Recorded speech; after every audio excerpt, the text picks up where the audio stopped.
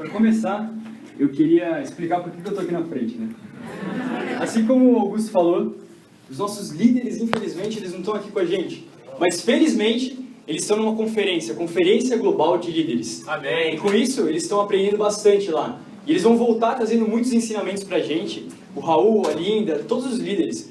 E a gente vai conseguir trazer essas experiências aqui para nossa igreja, aplicar elas e ver como que elas vão funcionar. E dessa forma, podermos sermos discípulos mais comprometidos com o nosso Deus. Amém? Amém. Então, eu queria começar a pregação falando um pouco de mim.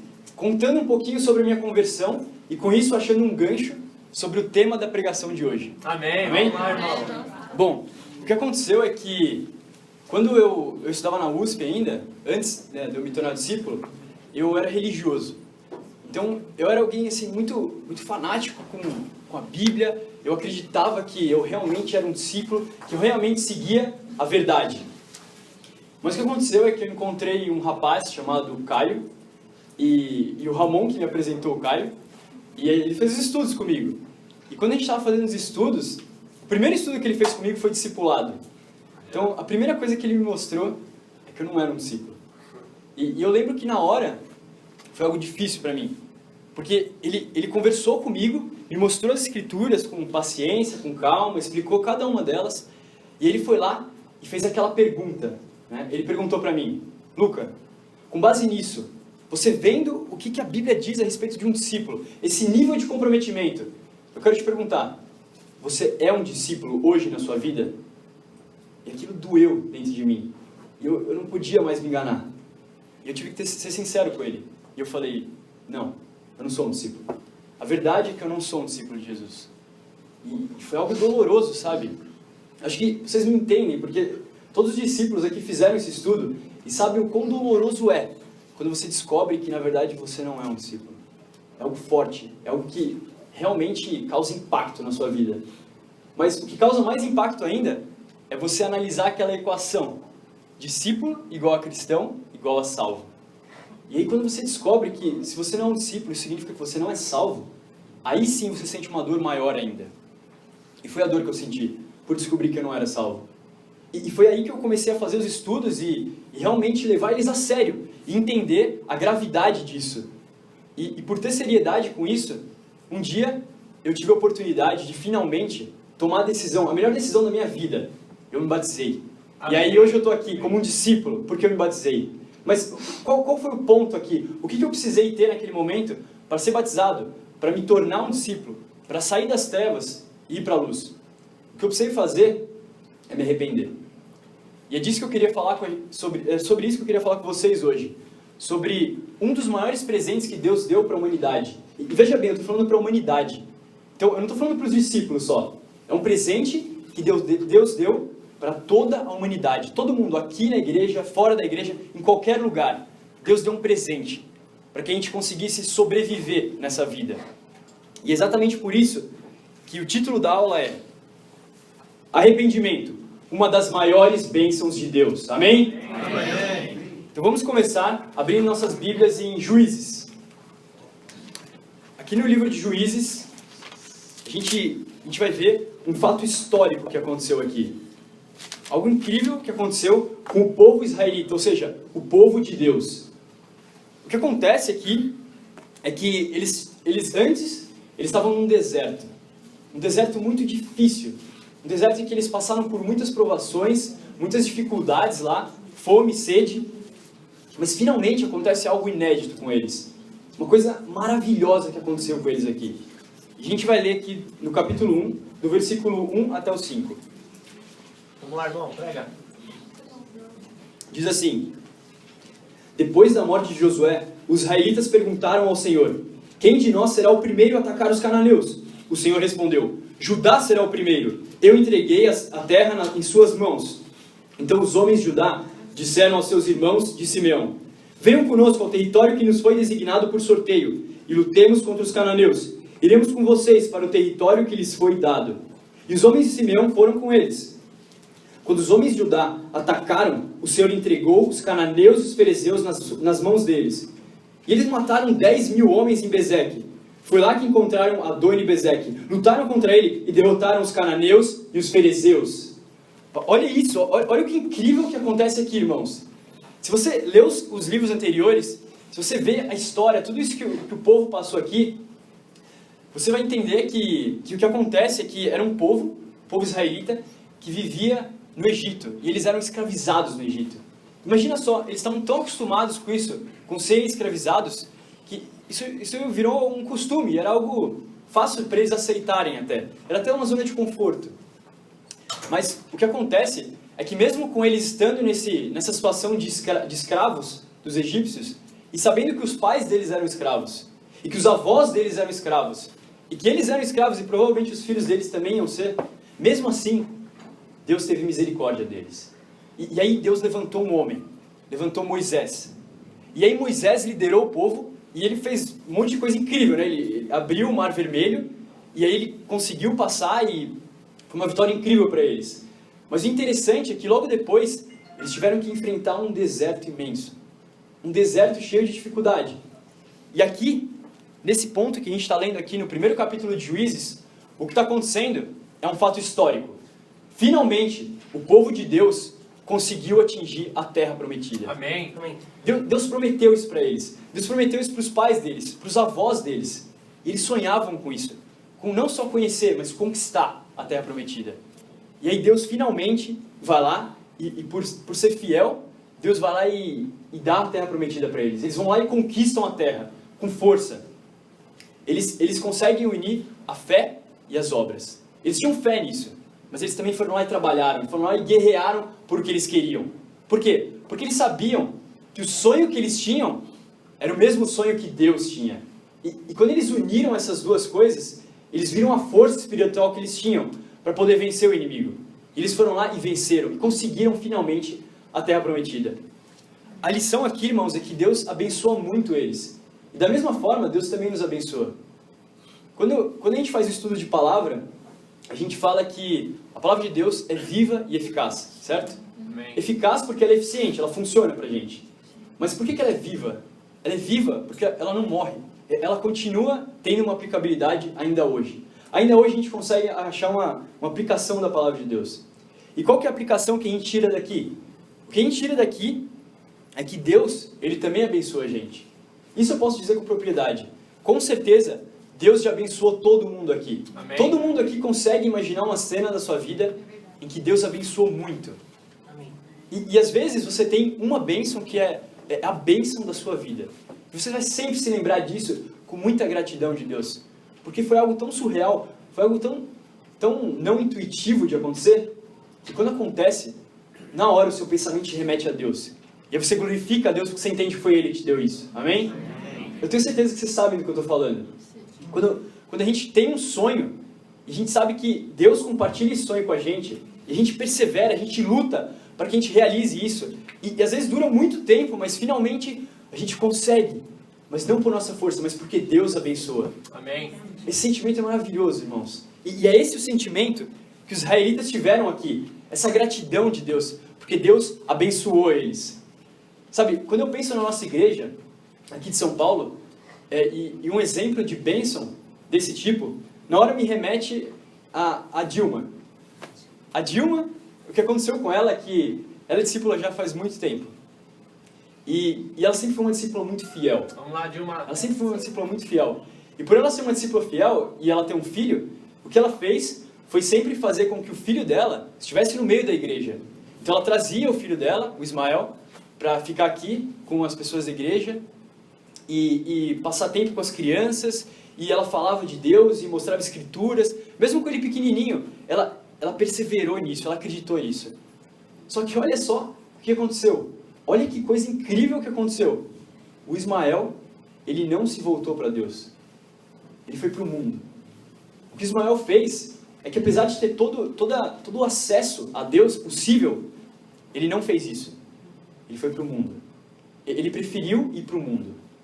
E isso foi algo horrível para ele. Porque no mundo, pecando deliberadamente, ele sofreu muito na vida dele. Ele chorou muito. E ele não tinha visão espiritual para entender por que tanto sofrimento. Mas pensa, as mães vão conseguir entender isso. Se foi difícil para ele, imagina para Dilma. Para Dilma deve ter sido muito complicado. E isso não foi por pouco tempo, foi por muito tempo isso.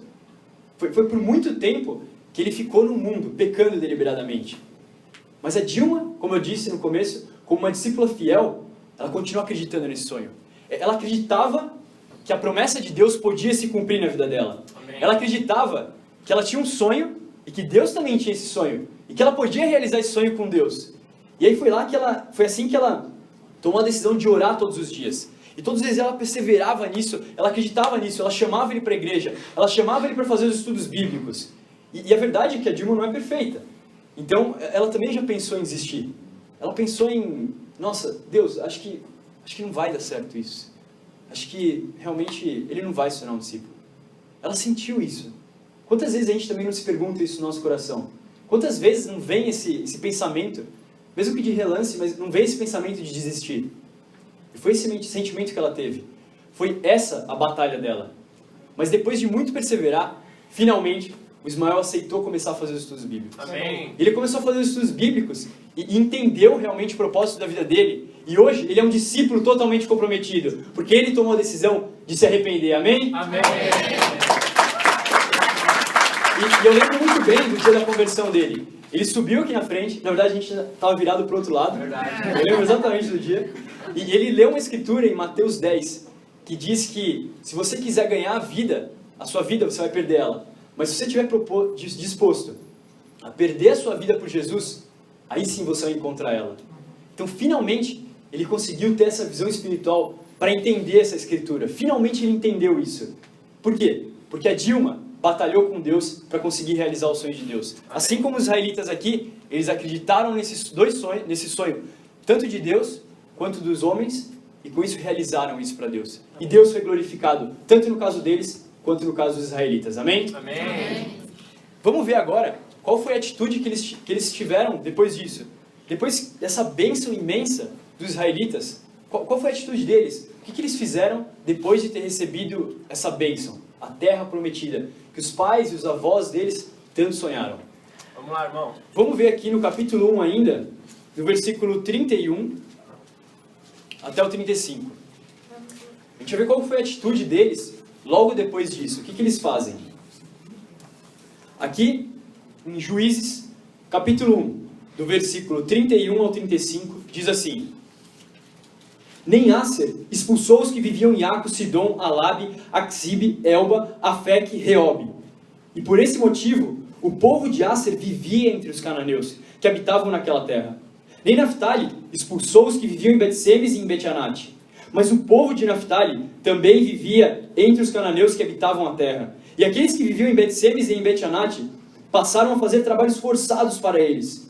Os amorreus confinaram a tribo de Dan à Serra Central, não permitindo que descessem ao vale.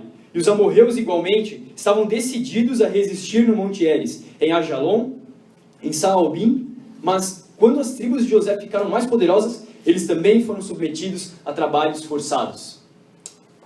Aqui, irmãos, a gente vê algumas das tribos de Israel e qual foi a atitude que eles tiveram logo depois da bênção de Deus. Então imagine isso, eles conseguiram finalmente conquistar a terra, eles estavam muito felizes, eles estavam com esse sentimento de gratidão ainda a Deus.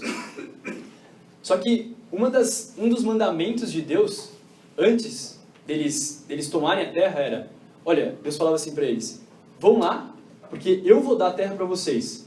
Mas quando vocês entrarem, a primeira coisa que vocês têm que fazer é expulsar o povo da presença de vocês. Vocês têm que pegar aquele povo que estão lá e expulsar eles de lá. Por quê? Porque aquele povo não era o povo de Deus. Eles tinham outra cultura. Eles tinham outros deuses. E isso ia acabar fazendo com que eles fossem influenciados. Então Deus, por saber disso, dá uma ordem para eles. Expulsem o povo, porque eles não vão fazer bem para vocês. Eles vão levar vocês a pecarem contra mim. Vocês têm que fazer isso. E a atitude do povo aqui foi a tolerância. O que fala aqui nesses versículos que a gente leu é que o povo não expulsou, o povo israelita não expulsou os outros povos da terra deles. Ele não expulsa, mas eles submetem eles a trabalhos forçados. Então olha só que interessante. Eles poderiam ter expulsado o povo como Deus mandou. Ou então eles poderiam ter deixado o povo viver livremente entre eles. Mas eles não fazem nenhum nem o outro. Eles submetem eles a trabalhos forçados. Como que isso se aplica na nossa vida? Na nossa vida, a gente muitas vezes lida com o pecado dessa forma também. a gente nem corta ele pela raiz e também não peca deliberadamente. A gente é discípulo, está na igreja, mas a gente fica tolerante com o pecado. E esse foi o problema deles aqui, e esse muitas vezes é o nosso problema. A pergunta que eu quero que todo mundo faça aqui para si mesmo é: quantas vezes Deus não te abençoou e logo depois de uma bênção, você não caiu nessa zona de conforto? Você não simplesmente relaxou e pensou: ah, tudo bem, eu posso contornar esse problema, esse pecado, e depois eu lido com ele. E não lidou com ele no momento. Sabe, basicamente, dos sentimentos que a gente tem que ter por Deus, são 3. O primeiro sentimento que a gente tem que ter por Deus: amor a Deus. O segundo, temor a Deus. E o terceiro, a gente tem que ter zelo por Deus. Amém. O zelo é diferente do amor. Quando a gente ama a Deus, a gente expressa isso através de uma das linguagens de amor de Deus, que é a obediência. A gente obedece a Deus e assim a gente mostra que a gente ama a Deus. Mas quando a gente tem zelo por Deus, a gente quer fazer mais, sempre mais para Deus. A gente olha o nosso limite e fala: nossa, tudo que eu posso fazer por Deus é até aqui. Então, o que eu vou fazer para Deus é mais do que isso. Eu vou expandir os meus limites do que eu posso fazer para Deus, porque eu tenho zelo por Deus. Quando eu penso numa pessoa aqui na igreja, que é um exemplo nisso, no zelo a Deus, e é justamente por isso que eu namoro essa pessoa, é a Juliana. Eu e a Ju, a gente tem um costume. O costume que a gente tem é de toda semana, basicamente uma vez por semana, a gente tem um tempo com Deus juntos. E é muito bom a gente ler a Bíblia, a gente ora, a gente se ajuda nas nossas lutas. É muito bom, realmente é muito profundo isso. Só que mesmo assim, a Ju, ela faz questão de, depois que a gente tem o nosso tempo com Deus junto, ela tem o tempo com Deus dela sozinha. Amém.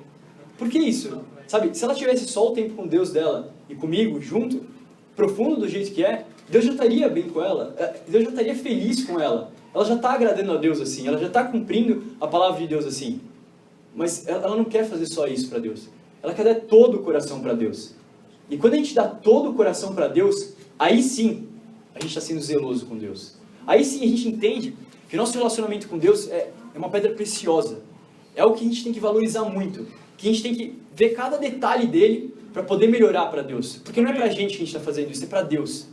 Esse é o sentimento de zelo que cada um dos discípulos tem que ter. Não só para se manter na fé, mas também para a gente ser discípulos mais fortes a cada dia. Para que a gente possa enfrentar desertos como os israelitas enfrentaram e superar o deserto. E conseguir realmente continuar firme nessa corrida.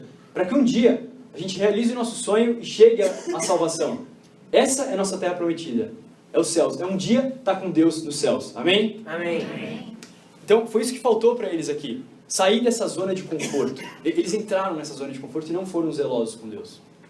Vamos ver logo em seguida, no capítulo 2 aqui, no versículo 1, logo em seguida, depois desses versículos, qual foi a atitude de Deus perante isso? Como que Deus encarou a negligência do povo dele? Aqui no versículo 1. O versículo 1 diz assim: o anjo do Senhor subiu de Gilgal a Boquim e disse: tirei vocês do Egito e os trouxe para a terra que prometi com juramento dar aos seus antepassados. Eu disse: jamais quebrarei a minha aliança com vocês, e vocês não farão acordo com o povo desta terra, mas demolirão os seus altares. Por que vocês não me obedeceram? Portanto, agora lhes digo que não os expulsarei da presença de vocês. Eles serão seus adversários, e os deuses deles serão uma armadilha para vocês. Quando o anjo do Senhor acabou de falar a todos os israelitas, o povo chorou em alta voz. E ao lugar chamaram Boquim. Ali ofereceram sacrifícios ao Senhor. Olha isso que acontece aqui. Aqui o que acontece é algo inédito.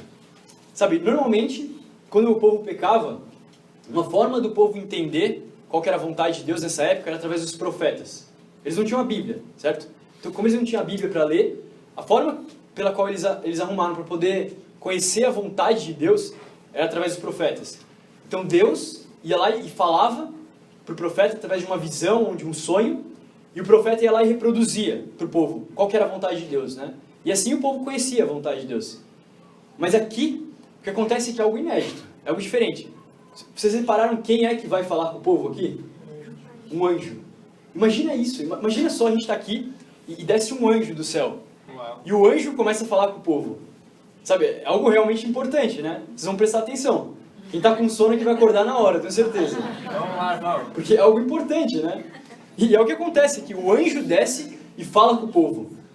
E ele fala algo forte. Fala assim, vocês negligenciaram a palavra de Deus. Deus falou claramente para vocês que vocês não podiam fazer isso. Vocês tinham que entrar na terra e expulsar o povo. Por que vocês fizeram isso? E aqui no final do versículo 2 a gente consegue entender a dor de Deus aqui, quando o povo peca contra ele. Deus fala assim, né, no finalzinho do versículo 2. Por que vocês não me obedeceram? Por que vocês não me obedeceram? Sabe, quantas vezes, quando a gente peca, Deus também não pensa assim com a gente. Por que vocês não me obedeceram? Por que vocês não foram fiéis comigo? Deus é fiel com a gente. Por que a gente peca tanto? Por que a gente não é fiel com Ele? Sabe, isso é algo que a gente tem que atentar muito, para poder sentir essa dor que Deus sente. A gente tem que entender, não só racionalmente, mas profundamente dentro do nosso coração, que quando a gente peca, na verdade a gente está agredindo Deus. A gente está agredindo Jesus que morreu naquela cruz por nós. Essa é a gravidade do pecado. E é esse sentimento que nos impulsiona a nos arrepender. E foi o que aconteceu com o povo aqui. O anjo desce e fala com o povo e detecta o pecado do povo. E muitas vezes a gente consegue detectar o nosso pecado sozinho. Muitas vezes você consegue entender que aquilo que você fez foi errado. Isso é a visão espiritual que Deus dá pra gente, para detectar os nossos erros. Mas muitas vezes, só a nossa visão espiritual não é capaz de fazer isso. E é exatamente aí o ponto que eu queria falar. É exatamente aqui que está a importância do discipulado. Amém. O discipulado é importante por causa disso. Porque no discipulado a gente é aberto com a nossa vida. Amém. No discipulado, você consegue ver a sua vida de uma esfera mais global. Você se afasta do problema. E assim você consegue entender melhor o que está acontecendo na sua vida e detectar o erro. E o seu discipulador, ele vai te ajudar nisso. Porque é uma pessoa externa a você, é alguém externo a você. Muitas vezes a gente não consegue ver nossos erros sozinhos. Às vezes sim, às vezes Deus nos ajuda e a gente consegue ver. Mas muitas vezes a gente precisa de outras pessoas. É por isso que é impossível ser um discípulo sozinho. É por isso que a gente tem que estar unido como uma família. Amém. Para que um ajude o outro. E é isso que acontece no discipulado. Essa é a importância do discipulado. Detectar o erro. Então, se vocês repararem, o que acontece aqui primeiramente é que o povo é abençoado. Amém? O povo é muito abençoado por Deus. E logo em seguida, o povo vai lá e entra nessa zona de conforto e peca. Então o povo peca contra Deus. E depois que o povo peca, eles detectam o erro deles através do anjo, né? E no final ele fala assim, né? No finalzinho do versículo 4, finalzinho do versículo 5 diz: ali ofereceram sacrifícios ao Senhor. Então o povo se arrependeu do pecado deles. Então esse é o padrão que a gente analisa aqui. Primeiro eles recebem uma bênção. Depois eles pecam. E no fim, eles se arrependem. Quantas vezes isso não acontece na nossa vida também? Vocês conseguem encontrar uma identificação aqui? Quantas vezes a gente não é abençoado e logo em seguida a gente peca? E aí a gente tem que se arrepender. Se vocês lerem o livro de Juízes, para quem já leu, vai ver que isso é um padrão, é um ciclo que acontece no livro de Juízes. É sempre a mesma coisa. O povo peca, se arrepende e Deus abençoa. É sempre isso que acontece. E a gente vai ver 2 exemplos de como isso aconteceu. Se vocês continuarem lendo o livro, vocês vão ver que isso acontece muito na vida deles e também como que isso pode acontecer nas nossas vidas. Essa é a reflexão que a gente tem que fazer. Como que isso também não acontece nas nossas vidas? Quais são os exemplos da nossa vida, do nosso dia a dia, em que a gente também não acaba entrando nesse ciclo? Vamos ver aqui no capítulo 3, também do livro de Juízes, do versículo 7 até o 8. Vamos lá, irmão. Vamos ver mais uma vez esse padrão acontecendo aqui com o povo. Aqui em Juízes capítulo 3, do versículo 7 até o 8, diz assim: os israelitas fizeram o que o Senhor reprova, pois esqueceram-se do Senhor, o seu Deus, e prestaram culto aos Baalins e a Aserá. Acendeu-se a ira do Senhor de tal forma contra Israel, que ele os entregou na mão de Cuxã-Rissataim, rei da Mesopotâmia, porque os israelitas foram subjugados durante 8 anos. Olha isso, irmãos. Mais uma vez o povo vai lá e peca contra Deus. E depois que o povo peca, Deus fala: tudo bem, vocês querem pecar? Então vocês vão agora colher os frutos do seu pecado. A consequência do seu pecado vai estar na sua vida. E o que acontece é que eles são subjugados pelo rei da Mesopotâmia. E se vocês virem aqui no finalzinho do versículo 8, ele diz que foi por 8 anos que isso aconteceu. 8 anos sendo subjugados por outro povo. Foi algo humilhante para eles. E logo depois que eles pecaram, vamos ver aqui no versículo 9 até o 11, qual foi a atitude que eles tomaram? Versículo 9 em diante ele diz assim: Mas quando clamaram ao Senhor, ele lhes levantou um libertador, Otoniel, filho de Kenaz, o irmão mais novo de Caleb, que os libertou. O Espírito do Senhor veio sobre ele de modo que liderou Israel e foi à guerra. O Senhor entregou Cuxê-Rassataim, rei da Mesopotâmia, nas mãos de Otoniel, que prevaleceu contra ele, e a terra teve paz durante 40 anos, até a morte de Otoniel, filho de Kenaz. Olha que incrível que acontece aqui. O povo entende mais uma vez o erro deles. Eles estavam sendo castigados durante 8 anos. E eles vão lá e falam: tudo bem, Deus, você venceu. A gente quer se arrepender. Eles se arrependem e clamam a Deus. E logo depois que eles clamam a Deus, Deus vai lá e abençoa eles. Mais uma vez a gente vê esse padrão aqui. Pecado, arrependimento e bênção. E um ponto que eu queria levar a atenção de vocês é no finalzinho do versículo 8, ele diz que eles foram castigados durante 8 anos. Só que depois que eles se arrependem, se vocês forem no finalzinho do versículo 11, vocês vão ver que eles tiveram paz durante quanto tempo? 40 anos. Olha só a misericórdia de Deus aqui agindo, irmãos. Olha como Deus é misericordioso. Quando a gente peca, quando a gente agride a Deus, Deus vai lá e faz a gente ter castigo na nossa vida. Deus traz tribulações pra gente, para que a gente aprenda com o nosso erro. E aqui o povo foi castigado durante 8 anos. Mas quando o povo quis tomar a atitude certa, quando o povo quis fazer o que era certo e se arrepender perante Deus, Deus deu 40 anos de bênção para eles. Olha a discrepância aqui. 8 anos de castigo e 40 anos de bênção. Muitas vezes, Deus faz isso na nossa vida também. Muitas vezes, Deus castiga a gente por um tempo, mas quando a gente se arrepende, Deus nos abençoa. O que eu queria chamar a atenção de vocês é a bênção de Deus aqui. A misericórdia de Deus para nos abençoar. Como Deus, Ele valoriza o arrependimento. Amém. E é o que o povo faz aqui. O povo finalmente toma atitude e se arrepende do pecado deles. E aí Deus abençoa. Amém. Vamos ver mais uma vez isso acontecendo aqui no capítulo 4. Perdão, no capítulo 3 ainda. Logo em seguida, no versículo 12 até o 14. Posso ler? Amém. Vamos lá, irmão. Diz assim, no versículo 12.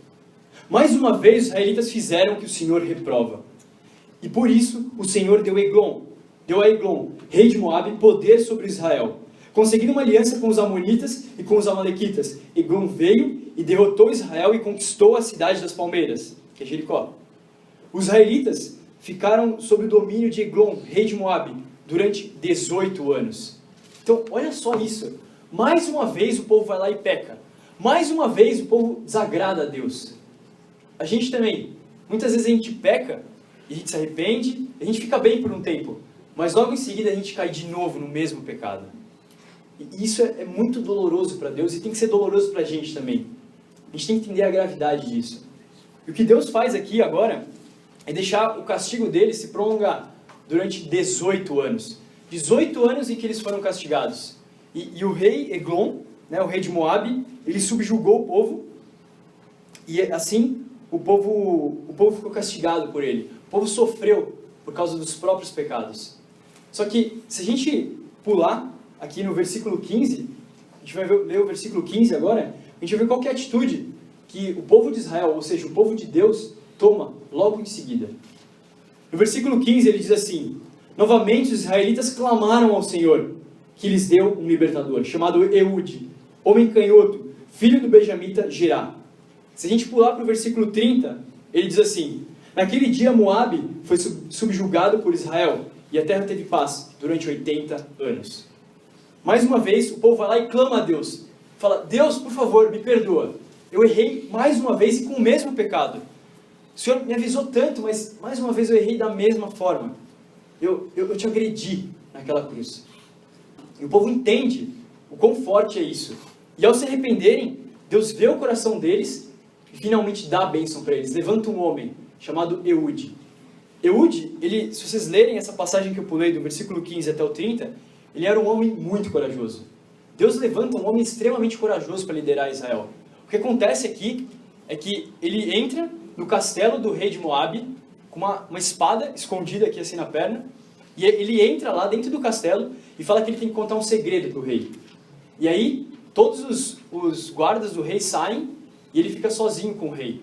E quando ele está sozinho com o rei, ele se aproxima do rei de Moabe, ele tira a espada, ele crava a espada na barriga do rei. Imagina só isso, dentro da própria casa do rei. Imagina que coisa horrível. Mas ele faz isso. E ele tem muita coragem. E depois ele sai correndo do castelo e ele chama o povo israelita e fala: vamos lá, agora eu matei o rei deles. Agora a gente pode ir lá e conquistar a terra que é nossa. E eles vão lá e conquistam a terra. Então, olha só que homem corajoso esse, que Deus levantou para eles e abençoou eles. E mais uma vez, se vocês foram detalhistas nessa escritura, vocês vão ver que aqui no finalzinho do versículo 14, o povo foi subjugado durante 18 anos. Mas lá no finalzinho do versículo 30, o povo teve paz durante quanto tempo? 80 anos. Olha a misericórdia de Deus aqui. Olha como que Deus age. Olha como Deus valoriza o nosso arrependimento. O arrependimento é algo muito precioso para Deus. E tem que ser precioso na nossa vida também. Amém? Amém. Algo que eu queria falar agora é trazer essa reflexão para a nossa vida. Quantas vezes a gente não peca, e não apenas peca, mas peca das mesmas formas. Verdade. Peca com as mesmas coisas. Quantas vezes a gente vai continuar praticando masturbação, pensamentos impuros, discórdia com outros irmãos? Quantas vezes a gente vai continuar sendo orgulhoso? Quantas vezes a gente vai continuar tendo ira? Quantas vezes a gente vai se omitir de fazer o que é correto? Quantas vezes a gente não vai ver uma pessoa e pensar: nossa, essa pessoa poderia ser aberta, eu poderia compartilhar a fé com ela e salvar a vida dessa pessoa, mas por timidez, ou então simplesmente por falta de confiança em Deus, você não toma a atitude correta. Quantas vezes, irmãos, a gente vai continuar praticando os mesmos pecados? O que a gente tem que fazer com a nossa vida é sair desse ciclo. Sair do ciclo de Juízes, de pecado, arrependimento e bênção. Pecado, arrependimento e bênção. A gente tem que sair desse ciclo. E a gente tem que entender que a nossa luta deve ser diferente. A nossa luta com o pecado deve ser da seguinte forma. Primeiro a gente tem que detectar o pecado. A gente detecta o pecado, o erro na nossa vida. E a gente vai lá e se esforça ao máximo para vencer esse pecado. E no dia seguinte, a gente vai encontrar outro pecado nosso, porque a gente não é perfeito. E aí você vai encontrar outro pecado e você tem que lutar contra ele e vencer o outro pecado. Só que no dia seguinte você vai encontrar outro pecado. E aí você tem que lutar de novo, e assim você vai encontrando e detectando vários pecados na sua vida, vários erros seus. E isso, quando você vai lutando com cada um dos pecados e vai eliminando cada um deles, quando você vai se arrependendo de cada um dos seus pecados, isso é o que nós traduzimos como crescimento espiritual. O crescimento espiritual é isso. É você lidar com o pecado e cortar ele pela raiz, de uma vez por todas. Aqui, a verdade é que o povo não se arrependeu. O povo continuava pecando da mesma forma. Então, esse não era um pensamento genuíno de arrependimento. Arrependimento significa tornar-se. Eles não tornaram a mente deles a se voltar para Deus. Eles só se voltaram para Deus no momento da dificuldade. E esse é um caráter que Deus não aprova. A gente não pode ser assim, irmãos. A gente tem que ser uma igreja excelente para Deus. Amém. Sabe, quando eu penso nisso, na luta contra o pecado, eu lembro de uma situação na minha vida. O que aconteceu comigo recentemente, ainda como discípulo, é que eu descobri um pecado no meu coração. E os pecados do coração são os mais difíceis de detectar. O pecado que eu descobri é que eu ainda tinha amargura com Deus. Eu ainda tinha um pouco de amargura com Deus. Sabe, antes de eu me tornar um discípulo, muito antes da minha infância, eu tinha uma infância muito boa. Eu era um menino que eu tinha tudo. Eu tinha muitos bens materiais. Meu pai e minha mãe, eles estavam juntos e eu era muito feliz com eles. Eu tinha tudo que eu queria. Eu era uma criança mimada. Tudo que eu quisesse, meus pais faziam para mim. Eu tinha uma vida perfeita, ótimo. Era tudo perfeito. Eu não tinha problemas. Eu estudava numa das melhores colégios de São Paulo. Tinha uma ótima educação. Tinha dinheiro. Tinha tudo que eu queria ali naquele momento. Mas eu cresci. E quando eu fiz uns 17 anos de idade, meus pais de repente se separaram. E aí aquele castelo de idealismo meu se quebrou. E eu consegui entender que a vida não era aquela perfeição que eu achava que era. Meus pais se separaram, e aí meu pai logo em seguida perdeu o emprego. E depois, no mesmo ano, eu repeti de ano na escola. Então tudo aconteceu na minha vida, naquela situação, e eu fiquei desesperado. porque eu era alguém extremamente protegido. Eu tinha tudo na minha vida. Eu não precisava lutar por nada. E de repente, eu fui jogado no mundo, tendo que me virar. E aí foi bem difícil. Aí meu pai e minha mãe não tinham mais dinheiro para pagar colégio para mim.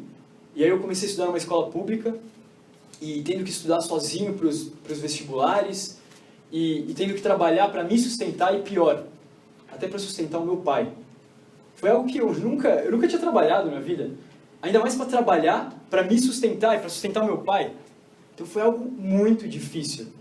E eu pensava, por que, Deus? Por quê? Minha vida era tão boa. Sabe, eu poderia ter me tornado discípulo, mas para que isso tudo? E a verdade é que eu não teria me voltado para Deus se tudo isso não tivesse acontecido na minha vida. Depois, só recentemente, eu consegui entender isso com o Raul. O Raul me ajudou nisso. Me ajudou a entender a soberania de Deus. Tudo aquilo que aconteceu na minha vida e tudo isso de ruim que acontece na sua vida, hoje, ou que já aconteceu, está sob a soberania de Deus. Deus está agindo aí para quê? Para que você tome uma decisão radical na sua vida. Para que você finalmente se torne um discípulo melhor, ou então se torne um discípulo. E foi o que aconteceu comigo. Eu sofri para que eu me tornasse um discípulo. E hoje eu estou aqui. Por quê? Porque eu me arrependi verdadeiramente. Amém? Amém. Então, a gente tem que entender isso, entender a soberania de Deus, entender como que Deus age. Muitas vezes a gente não entende, porque a gente não tem essa visão espiritual. Mas se a gente se exercitar para ter isso, aí sim, a gente vai conseguir vencer cada um dos nossos pecados. E eu consegui vencer esse pecado de amargura no meu coração e substituir ele por outro sentimento, o sentimento de gratidão a Deus. Amém. Eu queria ler uma escritura com vocês, que está em Lucas 5, que mostra claramente como que Jesus vê essa questão, a questão do arrependimento. Vamos lá, Luca. Aqui em Lucas capítulo 5, Vamos lá, meu irmão. do versículo 29 até o 32. Lucas capítulo 5, do versículo 29 ao 32, diz assim: Então Levi ofereceu um grande banquete a Jesus em sua casa. Havia muita gente comendo com eles, publicanos e outras pessoas. Mas os fariseus e aqueles mestres da lei, que eram da mesma facção, queixaram seus discípulos de Jesus: Por que vocês comem e bebem com publicanos e pecadores? Jesus lhes respondeu: Não são os que têm saúde que precisam de médico, mas sim os doentes. Eu não vim chamar justos, mas pecadores ao arrependimento. Amém. Olha isso, olha a visão espiritual de Jesus aqui. Jesus, ele fala algo não intuitivo. Ele fala: eu não vim chamar justos. Se você está aqui hoje e você se acha um justo perante Deus, Deus não veio chamar você. Jesus não veio chamar você que é justo. Jesus veio chamar você que reconhece que é um pecador. Se você reconhece que você é um pecador e que você tem que mudar, que você tem que se arrepender, esse sim é quem Jesus está buscando. Esse sim é quem Jesus está chamando para perto dele. Olhem a valorização que Jesus dá ao arrependimento aqui. Eu queria propor um desafio para vocês. Um desafio de começarem a valorizar mais ainda o arrependimento. Se você está aqui hoje como um discípulo, você está aqui porque um dia você se arrependeu. Um dia você se arrependeu e com isso Deus foi lá e perdoou os seus pecados. E por perdoar os seus pecados você conseguiu a tão sonhada e que as pessoas tanto batalham por a salvação. Você conseguiu a salvação por isso, porque Deus te perdoou mediante o seu arrependimento. Então o desafio que eu quero propor para vocês é que nessa semana, cada um aqui pense em um pecado da sua vida. Pensa num pecado seu e reflete a respeito dele. Detecta um pecado seu e luta contra ele essa semana. E até o final de semana vence ele. Amém. Se arrepende verdadeiramente. Chega de pecar assim. Chega de cometer os mesmos pecados. Detecta o pecado e luta com ele. Luta contra ele para que você possa se arrepender e agradar o seu Deus. Amém? Amém. Acho que isso é um pensamento que a gente tem que exercitar para ter. Normalmente, o nosso pensamento a respeito da palavra arrependimento é um pensamento muito negativo. Imagina só uma situação. Imagina só que um irmão chega para você e fala assim: olha, eu detectei um pecado na sua vida e a verdade é que você tem que se arrepender. Imagina só essa situação. Provavelmente as pessoas vão se sentir ofendidas, né? Fala assim: como assim eu tenho que me arrepender? A gente se sente ofendido mesmo. Por quê? Porque o arrependimento, naturalmente, entra na nossa mente com um sentido negativo. Nossa, preciso me arrepender. Que coisa horrível. Mas não. O que Jesus faz aqui é valorizar o arrependimento. ele pega a palavra arrependimento e transforma esse sentido negativo num sentido positivo, para que as pessoas, mediante o arrependimento, possam estar mais próximas de Deus, possam estar mais próximas de Jesus, por causa do arrependimento delas. Então esse é o desafio, detectar um pecado nessa semana, um pecado que você vai ter que lutar contra ele e se arrepender verdadeiramente, para que você não caia mais nesse pecado, para que você possa estreitar o seu relacionamento com Deus assim, valorizando o arrependimento, como Jesus valorizava. Amém. E uma última escritura que eu queria ler com vocês está em 2 Coríntios, capítulo 7. Vamos lá, Luca. A gente vai ver agora, não só o arrependimento, mas a gente vai ver quais são os frutos do arrependimento. O que acontece, o que você vai enfrentar nessa sua semana, quando você detectar o seu pecado e começar a se esforçar para junto de Deus, vencer ele mediante o arrependimento. Aqui em 2 Coríntios, capítulo 7, do versículo 10 até o 11, diz assim: a tristeza segundo Deus não produz remorso, mas sim um arrependimento que leva à salvação. E a tristeza segundo o mundo produz morte. Vejam o que essa tristeza segundo Deus produziu em vocês. Que dedicação, que desculpas, que indignação, que temor, que saudade, que preocupação, que desejo de ver a justiça feita. Em tudo, vocês se mostraram inocentes a esse respeito. Amém. Olha só quais são os frutos do arrependimento. Então é isso que você vai enfrentar nessa semana. Quando você aceitar esse desafio e detectar um pecado seu e pensar, nossa, eu preciso vencer esse pecado, o primeiro sentimento que vocês vão ter, lembra disso, é tristeza. Vocês vão ficar tristes. Por quê? Vocês vão pensar, nossa, olha só, eu peco contra Deus nesse sentido. Vocês vão sentir a tristeza. Só que daí em diante, vocês vão estar numa bifurcação. Vocês vão poder escolher. Ou vocês vão olhar para esse pecado e sentir essa tristeza, conforme o mundo sente, e ficar depressivo e desistir de tudo. Você vai ser fraco. Ou então você vai ser um discípulo forte. Você vai ter força espiritual e vai olhar para esse pecado e vai sentir a tristeza por ver a dor que Deus sente por você cometer essa agressão contra Ele. E vai falar, eu preciso me arrepender. E vai se arrepender de verdade. E vai lutar contra esse pecado. E olha só quais são os frutos do arrependimento que ele diz aqui. Que dedicação, desculpas, indignação, temor, saudade, preocupação, desejo de ver a justiça feita. É isso que o arrependimento produz. O desejo de ver a justiça feita. De ser cada vez mais igual Jesus era. E esse é o nosso foco como discípulos. Esse é o nosso propósito. Então o nosso desafio é esse. Começar a ver o arrependimento como algo otimista. Como uma ferramenta, como um presente de Deus na nossa vida. Eu tenho certeza que se a gente focar nisso, se a gente realmente se dedicar a se arrepender dos nossos pecados nessa semana, com certeza a gente vai conseguir fazer com que o arrependimento se torne uma das maiores bênçãos de Deus para a nossa vida. Amém? Amém. E que para Ele seja a glória. Amém. Amém.